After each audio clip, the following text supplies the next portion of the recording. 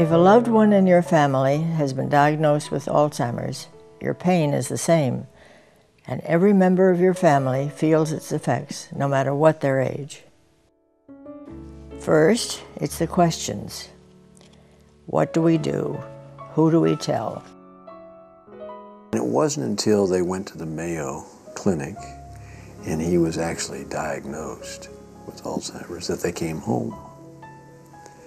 And he and Nancy and Fred Ryan, who was his chief of staff then, sat down and said, how are we going to deal with this? And Reagan said, well, honey, we've always, whether it was your breast cancer or my colon cancer or whatever it's been, we've always been open and public about it, so I think we should do it. And Fred said, well, I guess we better put out a statement. And Reagan said, no, let me write something. He left them and went into his den, his study in Bel Air, and wrote that letter that has become so famous. Brought it back, Nancy and Fred still sitting there, and handed it to Nancy. Well, you can imagine Nancy's reaction. But then they decided, this is the announcement. And they said, okay, we'll put this out. Reagan said, good, now I'm going to the ranch. And he got in the car and went up to his ranch. And with each day, as the reality sets in, come more questions. What can we expect? How do we cope? As Nancy said, you know, it's not something that somebody can sit down and tell you. What's it going to be like? Is it going to be a year? Is he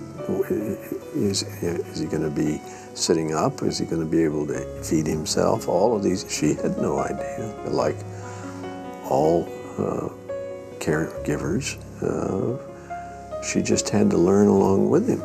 You rely on a close circle of friends, especially those who have gone through this experience, for it's like none other. She did have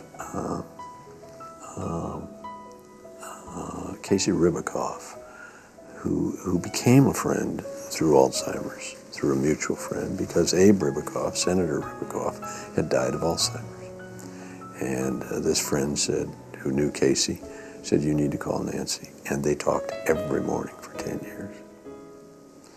And Casey could say to her, well, don't worry about that, that's normal. Let me tell you what Abe did.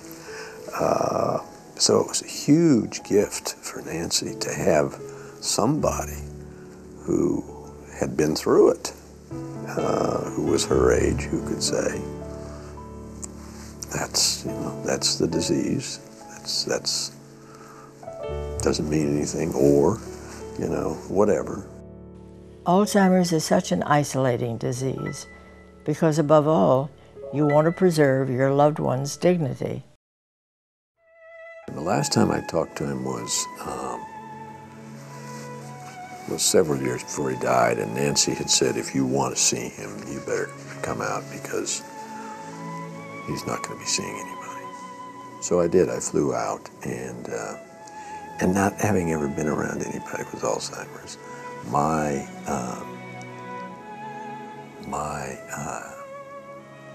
take was to go in and just be normal, as if nothing had ever happened. And he was sitting behind his desk, and he was dressed in a blue blazer with a nice tie, and he looked like $1,000,000.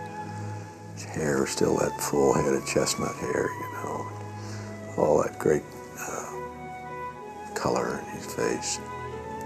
But he was reading a book. He was sitting at his desk reading a book.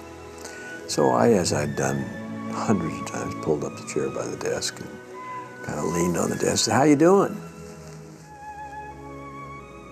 Nothing. Never looked up from the book.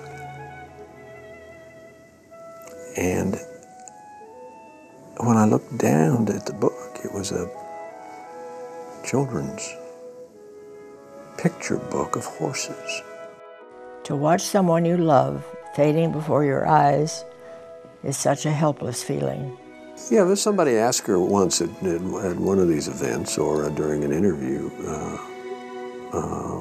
how would she describe this? And she said, I think it's the longest goodbye there is. To you, the family members and friends, many of whom are also caregivers, I send my prayers for a world without Alzheimer's.